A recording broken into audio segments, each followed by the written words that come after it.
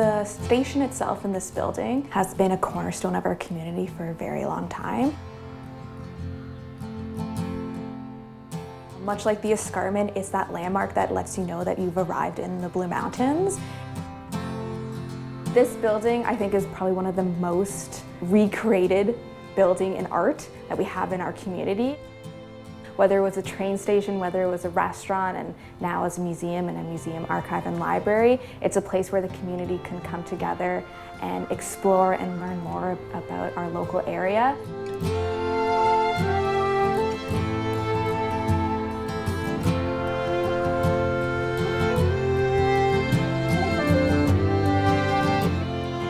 So Sir Sandford Fleming emigrated from Scotland, started working on the railway, so he helped establish quite a few of the Pacific railway lines, as well as ones up here, up north from Toronto to the Muskokas and then into the Blue Mountains and Collingwood Township. He also helped establish Standard Time, and as well he created the first Canadian stamp. Sir Sandford Fleming, who was involved in the railways across, finding the way for the CPR across Canada, from sea to sea really. And he had involvement in the earlier days from Toronto to Collingwood and determined to bring the railway up to there. In 1854, he purchased a property from the Brazier family under his father's name, Andrew Fleming. Well, the one behind me, the big one that's on the wall, is of Sandford Fleming's father. And so at that point, two of his brothers, David and Henry, came up from Toronto to kind of start establishing the homestead and actually establishing a quarry, which is now our lilac field right next to the station. And so when the rest of the family moved up from Toronto, there were the two adults, Andrew and Elizabeth, as well as 7 out of their 8 children. Sir Sandford Fleming being the one who never actually lived here, but the rest of the family made this area home. About 6 or 7 in the family otherwise, of which my grandfather is one. They built a Scottish cuneiform house, which is quite interesting for this area. It wasn't an architectural feature known in the area, and so they called it the Craigleith House. It came from, again, my family, named it Craigleith. It comes from Edinburgh, where there's a place called Craigleith as part of Edinburgh. It was generally, we understood it to mean rocky harbor. And because there was all kinds of rock, etc., and the family was involved in quarrying that rock and shipping it around by water and some by rail too, that's where the name seemed applicable at the time. And so, because they also ran the post office out of their home up at the Craigleith House, the community then became Craigleith, and that's really how Craigleith got its name, was from the Fleming family. So the original line between Collingwood and Meaford was established in 1872, and it was at this point when Andrew Fleming donated a portion of his property, around 9.6 acres, to the Northern Railway, who owned the line at the time. Family-owned land was something that I understood they gave to for the station and to get a station there.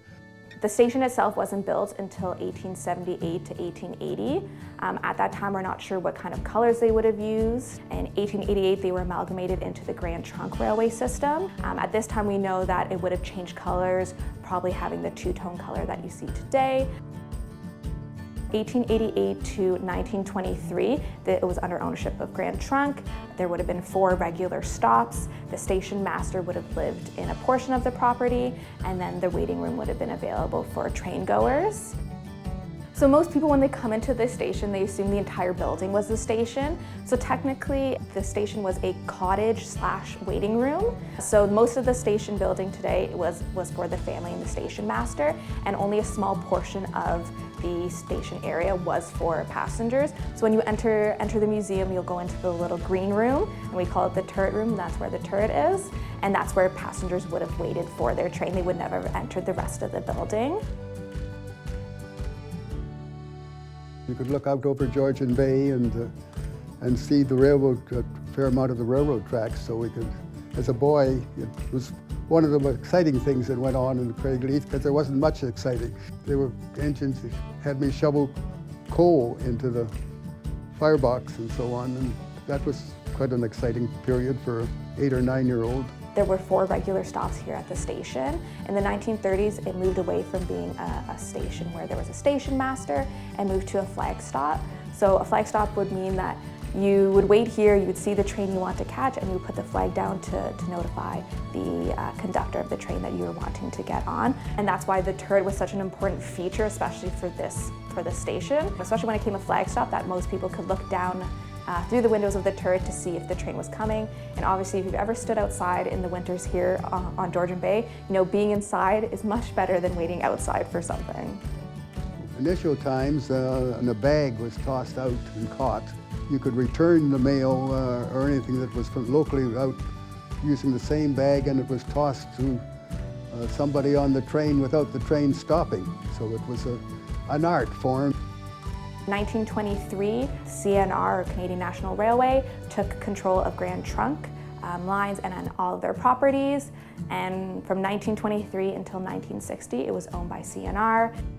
When I was going to university, one of the ways to get back up was to still take the passenger train. So it took about 3 hours to get from Toronto to a train that would go by heading up as far as Meaford.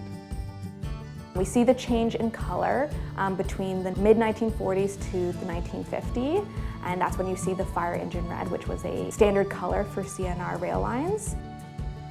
No, there were no dining cars or anything on the train. You sat in your seats and looked out the windows and watched the steam go by looking out and things like that.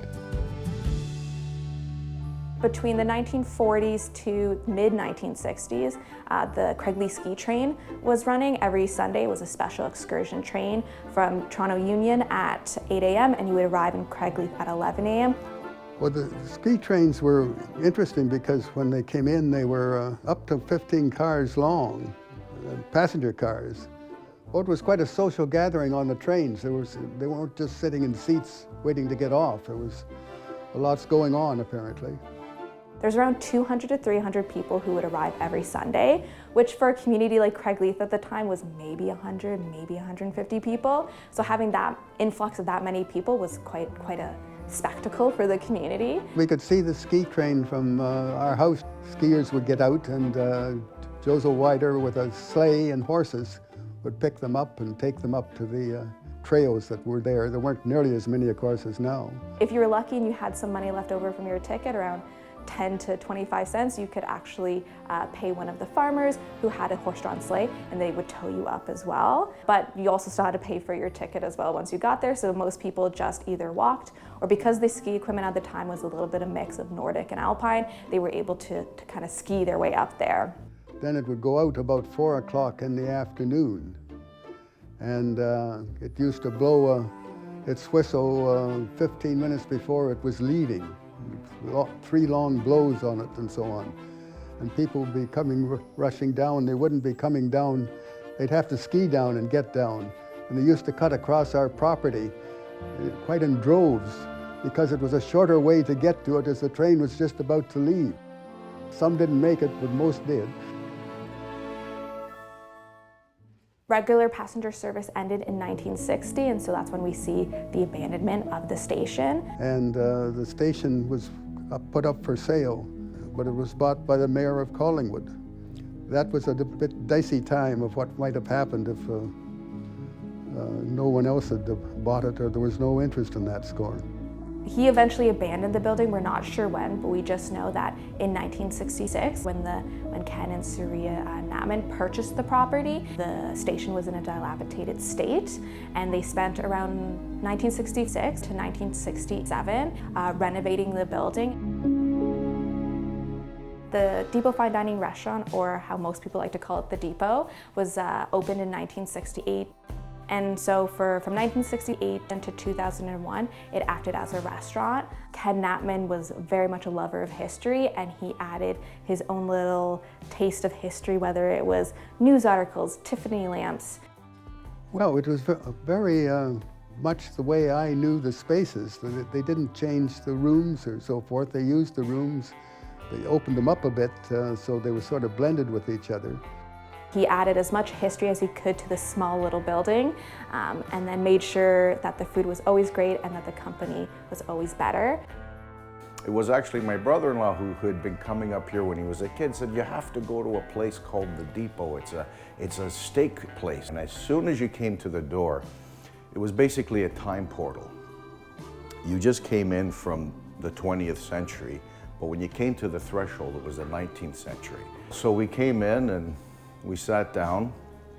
The waitress showed us to our table, and it was interesting too because none of the placemats or the tables or the chairs, they were all mismatched, which was also interesting because I was later to learn that these were not from a regular furniture store. These were antiques, and they had various vintages. People said that when they came in here to eat, it wasn't just like an hour and a half kind of conversation with the people you're sitting with. It was a 3-4 hour long evening. Some people even said they went up until, they got there at 7 and they didn't leave until 12 in the morning. So we sat down and our order was taken, but the food seemed to never be coming. After about an hour, I looked at my watch and I said to my wife, maybe we should go, maybe it's just too busy. It wasn't always fast delivery, but it was lovely when you got it. And just as I was about to get up and leave, I was that close. Ken rounds the corner and says, hi, I'm Ken Natman. Where are you folks from? We're from Toronto, and he was very excited to meet us. And he says, do you like trains? I said, as a matter of fact, I do. And he was off like a shot. And soon enough, he came out with various railway memorabilia, timetables, a handwritten CPR telegraphs. His menu wasn't large, but it was very, very small, but whatever it was, it had to be good. So it was all either locally sourced or from very special purveyors that made sure that he had the best stuff. So that was my first introduction to the Depot. It's a little interesting thing for me because when I met my wife, future wife, by accident at a friend's place, and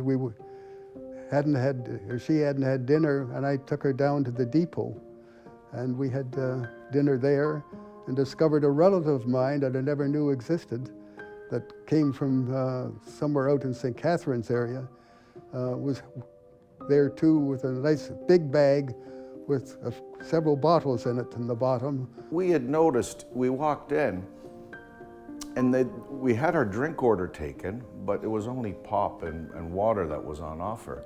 But as I looked around, I noticed that these people were quietly going underneath the table, making these guarded snatches, bringing up their bottle, putting it, and then it was always concealed in a bag and bringing it back. I thought, wow, they're drinking, but it's not on the menu. Yeah, alcohol was sort of not supposed to be there, but was, and because it was very disciplined, the police sort of didn't pay much attention to it. Nothing was rushed.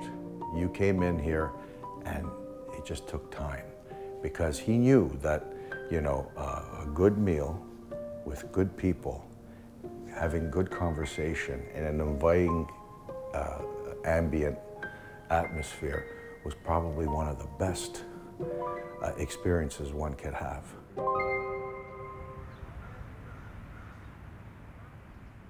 A big draw to the station is the lilacs that come out every May and June. They are a big part of the building's history. Well, my understanding is they came from our family, and when they came from Scotland, that somehow some lilac roots or something were part of what they brought, and they were planted there, which is all shale soil and stony and hardly any real things that would normally grow, but they loved it there, and they spread. And they still are marvelous. And they were one of the reasons that the Natmans originally saved the building as well. They fell in love with the lilacs, and anytime someone came to purchase the building or asked to buy it, they always said, as long as you're not going to destroy the station and the lilacs, then we'll think about it. Unfortunately, during the 90s, with some economic issues as well as some health issues. They just found it was too hard to keep the restaurant going. Ken unfortunately passed away in 1999, and it was during the time that they were selling to a Toronto developer who agreed to keep the building as it was, but planned to turn the rest of the property into a strip mall. The community here was not very open to that idea and thinking that it would kind of dismantle the historic character of their community. And so as a condition to the sale, if the town didn't rezone the area to be commercial, the sale would fall through, and that's what happened. Ken Knappman was always coming to the town with a proposal for this or a proposal for that, and wouldn't it be nice if we could have more involvement with the town, and he wanted to ensure that it was going to be preserved. And I know that council always tried to assure him that if and when it was up for sale, that they would sort of try their best to see that they could acquire it to ensure that it was going to be preserved and it wasn't just going to be abandoned and torn down or whatever. So in 2001, Surya again attempted to sell the building. She sold it to a local Collingwood developer named Roger Lockhart, who purchased the property, kind of split up the property a wee bit and had 4 residential homes built, and then sold the rest of the property, the station and the lilac bushes, back to the town of the Blue Mountains, who had assistance from the Watershed Trust, as well as the Craigleith Heritage Committee. The year before Ken died, he was not in good health and he wanted to sell. He could sell it in 5 seconds because it's on a prime, pristine piece of property. You've got Georgian Bay across the way, you've got booming ski hills, but most developers were not interested in taking an old railway station. They said, yeah, sure, we'll move it down the street, or they had other, he didn't want to do that. So when she finally sold, it was still not certain if it was going to be preserved. But it's important not to lose the significance of our history. People look at a lilac and say, what's that all about? But, the lilacs were one of the tourist attractions that were here associated with the depot as long back as people can remember. And from there, from 2001 until 2008, the Craigleith Heritage Committee, along with the community, raised funds to help rehabilitate the building. So 30 to 40 years of wind hitting any restaurant being inside, there were some things that needed to change. They wanted to add a basement to the building to allow for the collection storage space. And they wanted to make sure that they were keeping the building as healthy as possible, as it is at that time quite an old building. It was over 100 years at that point. It's little things, but it's a combination of a whole bunch of small things that have made this what it is and why it should be preserved. Every aspect of it is a win-win. If you had to compare a photograph from then till now, it's completely different. The land value is huge. Most people would have sold the place and not given it a second thought. I got involved, and I'm glad I did, because we still have it, and it's going to be significant moving forward. And so at that point, they turned it into a community museum as well as a cultural center. And then it went into the hands of the Blue Mountain Public Library, who amalgamated it into their structure, which allowed Blue Mountain Public Library to be a GLAM, which is a gallery, library, archive, and museum. So when I came back, I saw the wonderful work that had happened, and now it's a museum.